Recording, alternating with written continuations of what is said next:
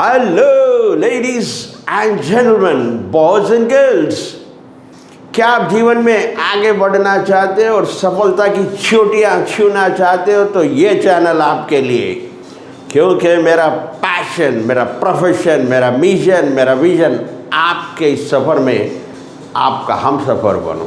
इसलिए आपको चाहिए कि मेरे वीडियोस को ध्यान से देखिए, ध्यान से सुनिए और अपने जीवन में आप भी और मैं भी इसे अप्लाई करेंगे, so that together we can make this world a better place to live.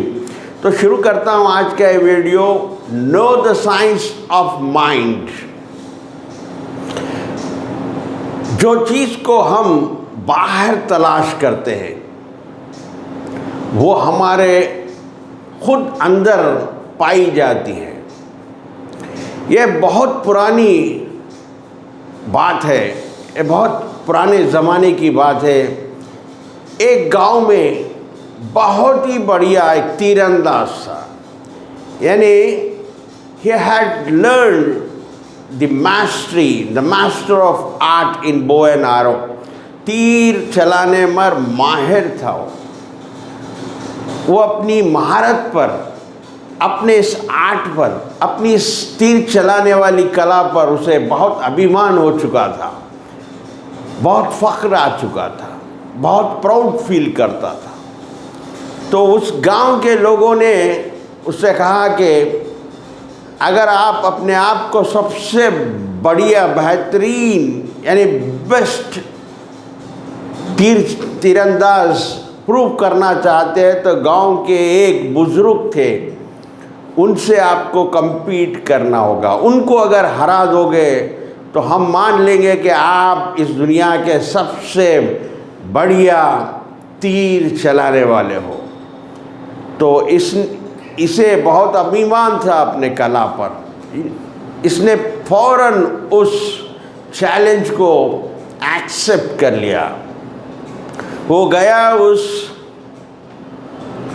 बाबा के पास, यानी बुज़ुर्ग के पास, और कहने लगा कि मैं तुमसे compete करना चाहता हूँ इस तीर चलाने की कला पर, तीरंदाजी पर। तो बुज़ुर्ग कहने लगे मुझसे compete करके तुम्हें क्या मिलेगा? तो ये कहने लगा कि लोग कहते हैं कि अगर मैं तुम्हें हरा दूंगा तो मुझे ये लोग दुनिया का सबसे बड़ा तीर चलाने वाला मान लेंगे।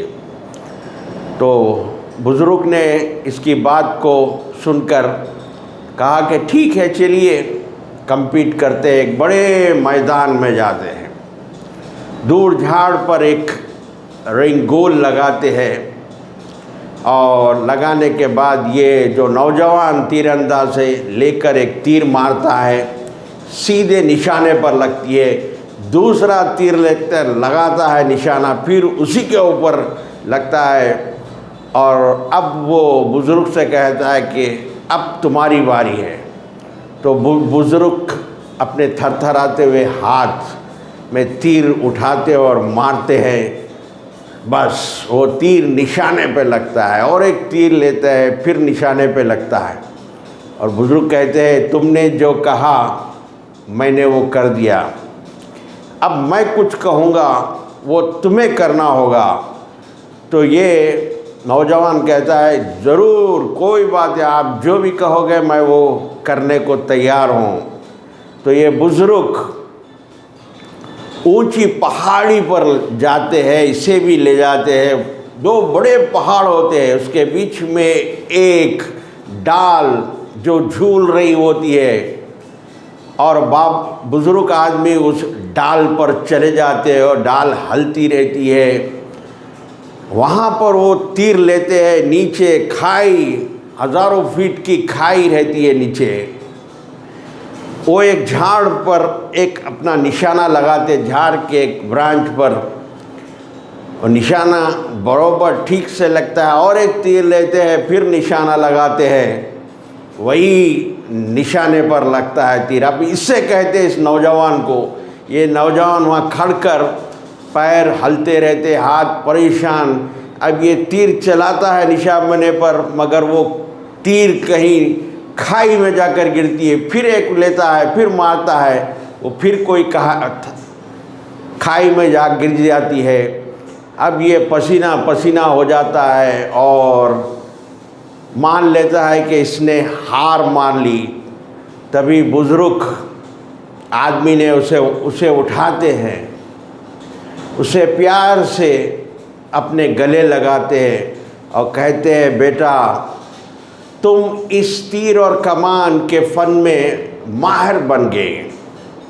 You perfectly master the art of bow and arrow. लेकिन वो मन यानी वो माइंड जो तुमको हर परिस्थिति यानी सिचुएशन में निशाना लगाने की शक्ति और क्षमता देता है, उस मन पर अभी भी तुम्हारा कंट्रोल नहीं है। इसीलिए परिस्थिति ज़रा सी बदल जाती है, तुम्हारा निशाना चूक जाता है। और अगर आप इस दुनिया में किसी भी चीज़ पर सफलता हासिल करना चाहते हो, सफल होना चाहते हो, सफलता की चोटियाँ छूना चाहते हो, तो सबसे पहले अपने मन को अपना मित्र यानी अपना दोस्त बनाना सीखना चाहिए। चाहे कितना भी बड़ा ज्ञानी हो, अगर वो अपने मन से कमज़ोर हो तो परिस्थिति उसके लिए समस्या बन जाती है। अगर उसे अपने मन पर स्थिर यानी बैलेंस होता है तो परिस्थिति चुनौती यानी चैलेंज का रूप ले लेती है, चुनौती का रूप ले लेती है। और वही अगर मन शक्तिशाली हो जाए तो वही परिस्थिति अवसर का रूप ले, अवसर बन जाती है, यानी एक अपॉर्चुनिटी बन जाती है। कुछ कर दिखाने का मन कहता है, कुछ कर दिखाने का रूप ले लेती हो।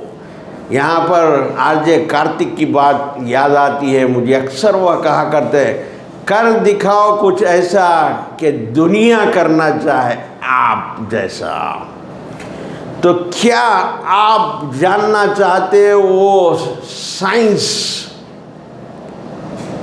कौन सा है जिसे सीखकर आप अपने मन को अपना मित्र बना सकते हो? क्या आप जानना चाहते हो साइंस कौन सा है जिसे सीखकर आप अपने मन को शक्तिशाली बना सकते हो?